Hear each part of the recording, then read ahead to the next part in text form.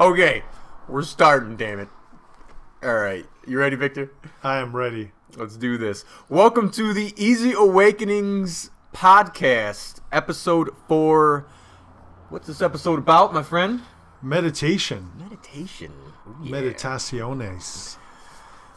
Let's get into it. So first and foremost, I think to start off, we want to let everybody know you are not your thoughts. Yeah. We've been talking about meditation, so we really want to go into it tonight. That was very sensualized. That look you're giving. All right. It's the warm weather that we got, everyone. If you're not in Michigan, yeah. You don't understand, but we just had a real horrible bout of cold weather during mid-spring. Yeah, 50 degrees and sun feels so good. You want to walk out in sandals? It's nuts. It's nuts. And that was related to meditation. Somehow we will explain that throughout the rest of this episode. So, what are we going to be going into this time? What are we talking about? Well, we're going to dive into what it means, really. So, I mean, this will entail, like, what is meditation? Yep. What are the benefits of meditation? Is there more than one way to do it? You know? Conjures up a lot of images in our minds. Exactly. And techniques. We're going to give you guys some solid techniques so that every time we go into meditation, you can relate to it. You can practice it yourself. Yeah. So yeah, it's really important because you may learn more than one way, and we'll probably talk about more than one way of doing this, but you may only pick one way to do it, at least for the beginning. And, you know, something else you said previously, Victor, was it's important to try out different methods and techniques for your spiritual journey, as is for any sort of exercise or whatever skill you're trying to improve, because some things will work for you sometimes and some things won't work at that time. For instance, I find when I'm driving, it's much harder to do like inner body exercises and to try to still your thoughts down that way, because your brain is just so focused on everything around. So sometimes it's best to do sort of external meditations because it's an easier sensory to pull in and meditate on. So we're going to be going into that, and again, we'll tell you what inner body meditation is. Yeah, oh yeah, right. We'll definitely go into that. We're going to be going on all kinds of stuff. But like you said, though, it's inner, right? So it's inner, and then when his example was basically talking about the outer, right? Exactly. So you're external. Exactly. And that sort of brings us to, well, what is meditation to start with? So the definition of meditation in some random dictionary we looked up online, I'm sure it's relatable to other dictionaries. It's to... Webster's, perhaps? What'd you say? Webster's, perhaps? Oh, Webster's, yeah. To engage in mental exercise such as concentration on one's breathing or repetition of a mantra for the purpose of reaching a heightened state or heightened level of spiritual awareness. So, I mean, Marquise, how would you define the definition? What does it mean to you? What was said in that definition is pretty standard, but meditation, to sort of simplify it my own way, would be to still your mind down and become aware of reality, both inner and outer. That's what meditation largely is for me. What about you?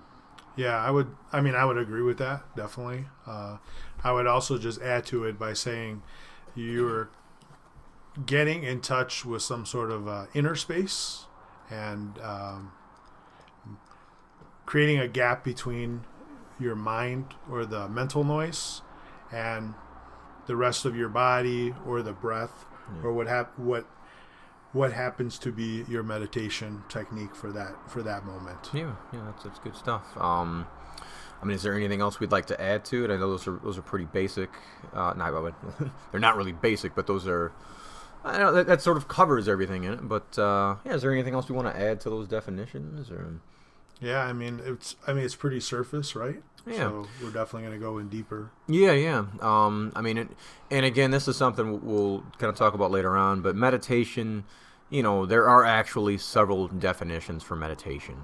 So meditation can be considered contemplative. I think Marcus Aurelius' Meditations, book on meditations. The Tao Te Ching. Go ahead. No. Well, his books, Marcus Aurelius, his books were about sort of contemplating different topics. And that's not the type of meditation that we're talking about here. That's a useful meditation. There can be something very spiritual to that, but that's not really what we're referring to in this episode. Yeah, a lot of it is how you basically, how would I say this, ingest what you're reading in a way, and what you do and how you regurgitate it, based on what Marquise is talking about. Now, what were you were mentioning the Tao Te Ching? Now, the Tao Te Ching. Yeah, I was just saying that that's something similar, just like Marcus Aurelius's treatise or whatever on, his approach to ruling, right, and having a more, I guess, a wisdom-based way to lead. Really, you think that the Tao Te Ching was sort of about leadership and wisdom? I do, yeah. Okay. I mean, I think it's similar to some things are similar to like the art of war. Okay, yeah. At least that's how. In some ways, yeah. So, but again, it's left to interpretation. Yeah, that's true. Because the reason why I question is for me, the Tao Te Ching has always been a book about going within. It's sort of. Well, I was saying that the Marcus Aurelius book was. Okay. I misunderstood. So yes, and that 100% definitely that is all about ways to lead. And I also like that one saying in the Tao Te Ching. I'm paraphrasing. Is when they say that a true leader is actually a leader that actually cannot be felt. Leads and is not leading. So they're not acting and just leading just to lead, right? So there's wisdom to it. So well, that sort of ties into the first phrase in the book is the way that can be walked is not the true way. The name that can be spoken is not the true name. Or in Chinese, it's Dao Ke Dao, Fei Chang Dao, Ming Ke Ming, Fei Chang Ming. Forgive my tones, trust Chinese. Him on that because I don't know. Pretty sure that's about how it goes. Yeah. But I think it might actually be a cool like later episode if we go into certain books like the Tao Te Ching and talk about its meanings and even some other books that we've found transformative or maybe even some controversial books and kind of go into ways that it could be helpful or detrimental to your experience. Yeah, I mean the.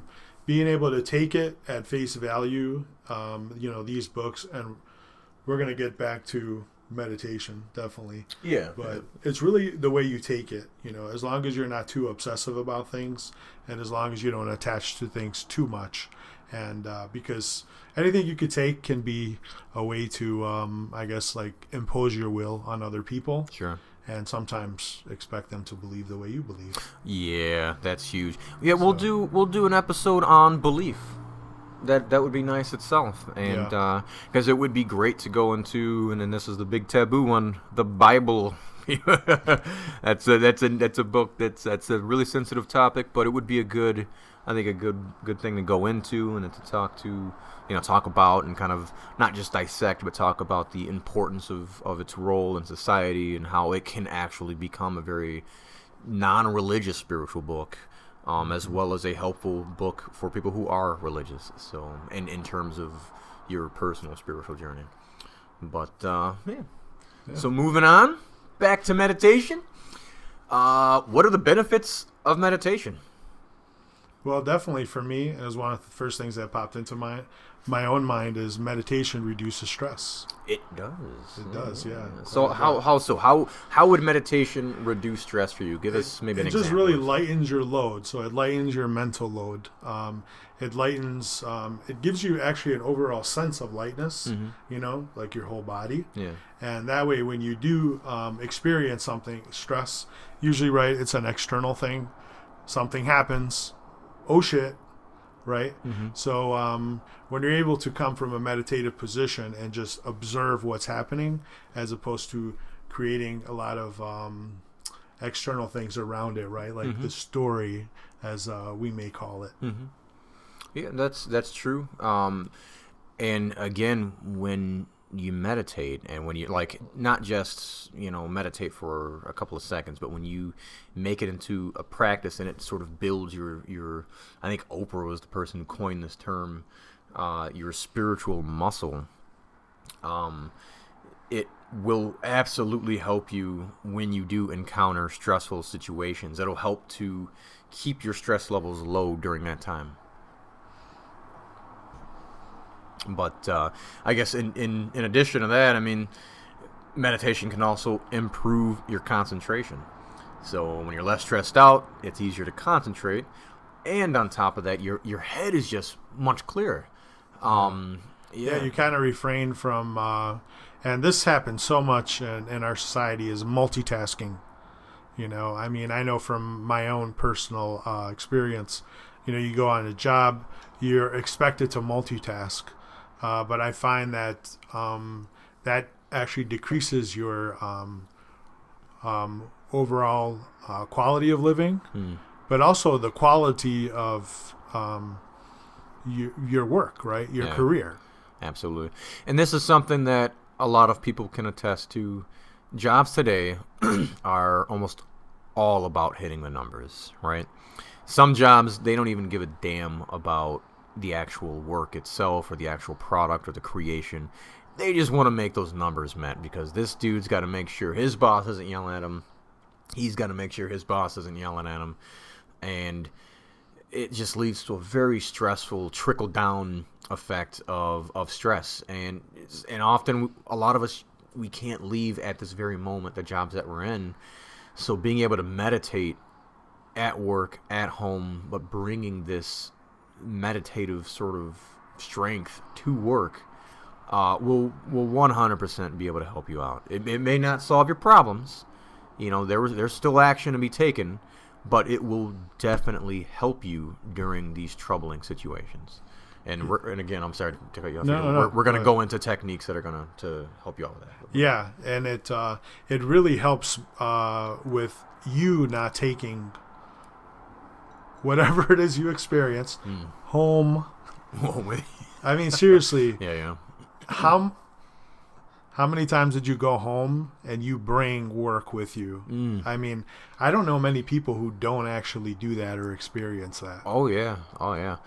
And that's a good point, because you can bring home with you in a good way, in terms of the experience that you went through at work when you come. We're talking about reality. That is true. But no, sorry. no. That's a good point, man. Yeah, I mean, you wanna bring home the goodness, right? You don't want to bring home that heavy negativity. My dad, and I love you if you're listening to this, you know that, but there were times where he used to work at in a legal field, and very stressful. And anytime you're dealing with law, you're dealing with whether it's enforcement or the legal side to it, you're dealing with the worst of the worst. And when it bogs you down. You come home and it's just so tough to shake the negativity. And more so, it's funny because more so than all the negative things about the job itself, it's the people you work with. They amplify the negativity so much. Yeah, it's so hard to separate them. Yeah. And then if it's hard for you, and then everyone else is doing it. Oh yeah. And then amplified, magnified. Exactly. Yeah. And what happens? You take it home. You take it out on your husband or wife. You take it out on your kids. Yeah. And then they soak that up and they amplify it at home. And then it's so easy to see why so many people are having so many issues today. And the funny thing about this, and I want to get your perspective on it. Yeah. I think a lot of people genuinely don't realize how unhappy they are, because it's a normal state of being. What do you think of that? That's actually, that's a good observation. I do agree with that. The thing is we get so caught up in, especially at work, being robotic and just doing everything by the numbers, that those are some of the things that you don't get to contemplate when you're at work, because you're just doing what needs to be done. Mm-hmm. You know, you're running that wave of, who knows, adrenaline, fear, perhaps. Yeah, no, that's true. That is very true. And I guess that leads me to the next point. Meditation encourages a healthy lifestyle, right? It encourages, and we're not just talking about, the little happy pictures you see of people doing yoga and yoga pants or something. We're talking about every choice that you make. There's nothing wrong with yoga, y'all. Hey, and I love yoga pants. Let me nothing wrong with yoga pants either. I love those things. Anyways, back to the healthy lifestyles. But yeah, no, when you have that clarity, when you're not bogged down, but I mean, just think about how often have you been sort of stalled from doing something in your life that you wanted to do, accomplish, achieve, and so on, because you felt like shit. You felt so heavy with negativity that you couldn't even get up to go to the gym. You couldn't go to the store. You didn't want to be around anybody. You wanted to sit, and then you vegetate in front of the television. What does that do? That saps all your fucking attention out of your brain and sucks it into the TV. Yeah, I mean, it's a replacement for your own thoughts, and then you connect to it, and then it just thinks for you. But when you do meditate, you really just get a natural high. Yeah, no, you do. So there's less likely to overeat, which I've been known to do that a few times. He says that. I never. This guy barely eats it from me. I do it alone. Okay, so getting back to that, but you're less likely to do unhealthy things. To kind of simulate a high. Right. I mean, I'm not going to go into every little thing, but yeah, it does promote. Yeah. Well, I can tell you lifestyle. One, and this is something that through personal experience, I'll be honest about it. Chasing after women, it's real easy to sort of go after, that high of getting the attention from a girl or guy. Or both, depending on your preference or whatever. But it's real easy to become addicted to that, and more than an addiction, to sort of get wrapped up in that sensation, because when that's all that, I shouldn't say all that you see, but when you're used to that and you're using that to sort of break you out of that barrier of like heavy negativity that could be on you, or even subtle negativity that's sort of just hovering around you like some fog or cloud, it's easy to use that as your form of escape, or as your form of, it's your crutch to get you out of that. Because as we know, relationships and sex feel fucking great, man. It's awesome, and it's real easy to use that, like I said, as that crutch. But what happens is you stop understanding that clarity, that bliss that actually comes from that state of freedom, which is where that spawns from, where that feeling of sort of release comes from, that not only the physical chemicals that come about through any sort of physical sexual activity or so on, but also the release of that need and that craving. When you're free of that, you feel great. You have been thoroughly 100% satisfied, and that's a fantastic feeling.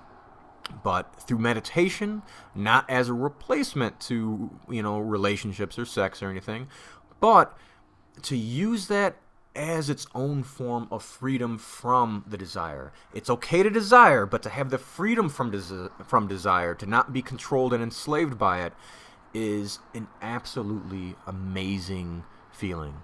And by the way, I know I've been talking for a bit. I'm sorry. No. Good, please. There is a physical, chemical sensation, and I'm not a doctor. I don't know what it is, but you can reach this point where your body is in physical bliss mode, and we're gonna go into that with some of the various meditations that we're talking about. And I mean pure bliss. We're talking 100% joy.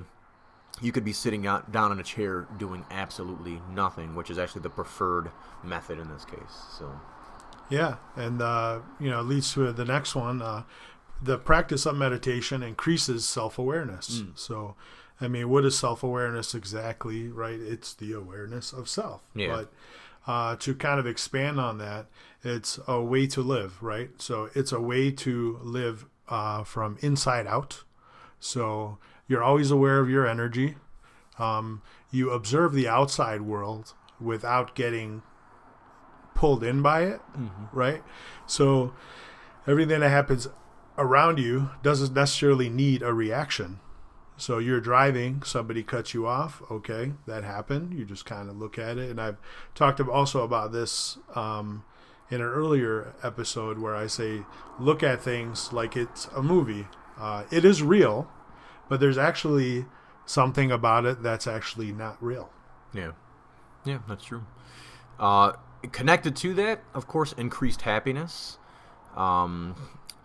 Meditation increases acceptance and by acceptance, I think this is kind of an important one, that acceptance doesn't just mean, like someone says, hey, you got to do this, and you go, okay, I'll do that. That's not the only form of acceptance. Acceptance in this case would be, if things are bad, if you're in a bad situation and you're working on a way out or working on a solution, sure, but at this moment you're still in it, accepting that that's the reality and not fighting against it internally, right? Yeah. Because what does that create? Oh, lots of stress. Oh, right? More stress, exactly. Yeah. The very thing you're trying to get away from. Yeah. So acceptance is a huge thing. Yeah, you can observe your thoughts and accept that they're there, but also know that they're really not you. Yeah, exactly. Yep. Other benefits include the slowing down of aging. And, again, I'll leave this to a doctor to explain. I believe in it. Well, I mean, I'm 44. I've been told that I look younger than 44. Oh, yeah. Right? Oh, yeah, you do. See, look at me. No. I'm validating this. I was pulling He's a handsome, very handsome man. He's still a big, sexy beast.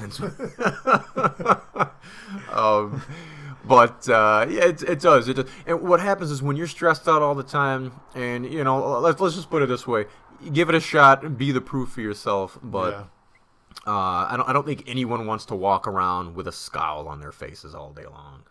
And for those people who just seem to absolutely refuse to do it, that's a very unconscious mind, and that's a bit of a different story. But when you're relaxed and you're not frowning all the time, your body isn't tense and releasing all kinds of toxic chemicals in your body that are actually quite harmful, your body will, of course, last longer. It's not stressed out. You're much less likely to have heart attacks and things like that, which, of course, is not a replacement for a good diet and so on. But meditation, which creates relaxation and happier modes of living, can absolutely help you, can absolutely reduce the aging process on the physics of your body. Yeah, and I'm not a doctor either, but I do know, just from having done the amount of reading that I have, is your body does release cortisol. Yeah. Okay, oh, yeah. Which are used in it's like steroid, right? Mm-hmm. But what that does is increases inflammation in your body, and that actually speeds the aging process. There we go. Because it breaks down, especially. Hey, thanks everyone for listening to episode 4. That was part 1. Part 1 indeed. Please like and subscribe. Yeah, we'll be back next week with episode... Well, I'm sorry, it's later on this week. My apologies. But yeah, like Victor said, like and subscribe. Check us out on iTunes, Instagram, YouTube, SoundCloud, and Podbean. Yeah, leave us some comments. We want to hear from you. Questions, how we can improve the channel, or just generally how you feel about our creation. Yeah, we love it, and we love hearing from you. So we will see you guys soon. Thanks.